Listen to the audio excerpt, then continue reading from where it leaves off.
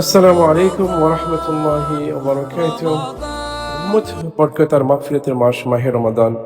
এর বরকতময় মাসে মুসলিম উম্মার হৃদয়ের সবচেয়ে কাছের পবিত্র স্থান হলো মসজিদুল হারাম।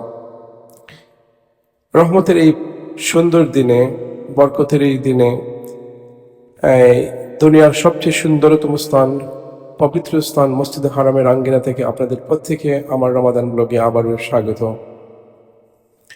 মসজিদে হারাম সৌদি আরবের মক্কা নগরীতে অবস্থিত। এটি পৃথিবীর সবচেয়ে বড় মসজিদ এবং ইসলামের সবচেয়ে পবিত্র স্থান। এই মসজিদের ভেতরেই অবস্থিত রয়েছে মুসলমানদের প্রথম কিবলা পবিত্র কাবা শরীফ। কাবা শরীফ নির্মাণ করেন ইসলামের নবী হজরত ইব্রাহিম আলাইহিসসালাম এবং তার পুত্র হজরত ইসমাইল আলাইহিসসালাম। আল্লাহ পাকের নির্দেশে তারা এই কাজটি করেন। এরপর থেকে এটি যুগে যুগে তাওহীদের প্রতীক হিসেবে দাঁড়িয়ে আছে। প্রতিদিন বিশ্বের কোটি কোটি মুসলমান নামাজে কাবার দিকে মুখ করে দাঁড়ান, আর প্রতি বৎসর হজ ও উমরায় লাখ মানুষ একত্রিত হয়ে তাওয়াফ করেন এই পবিত্র ঘরকে কেন্দ্র করে।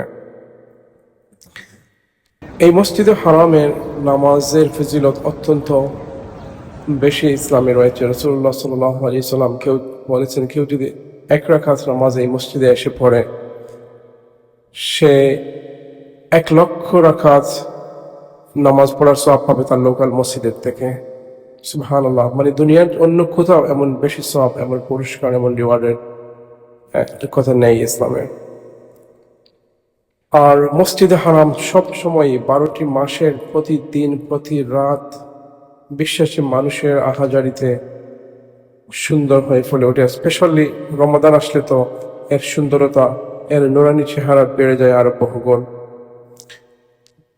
যে কোনো সময় আপনি যখন এখানে আসেন, রাতে কিংবা সন্ধ্যায়, দিনে কিংবা বিকেলে, হাজার হাজার মানুষের পথযাত্রায় আপনি স্তম্ভিত হবেন। আপনি যে কোনো সময় দেখবেন অসংখ্য মুসলমান তাও কাবাকে ঘিরে তাওয়াফ করছে।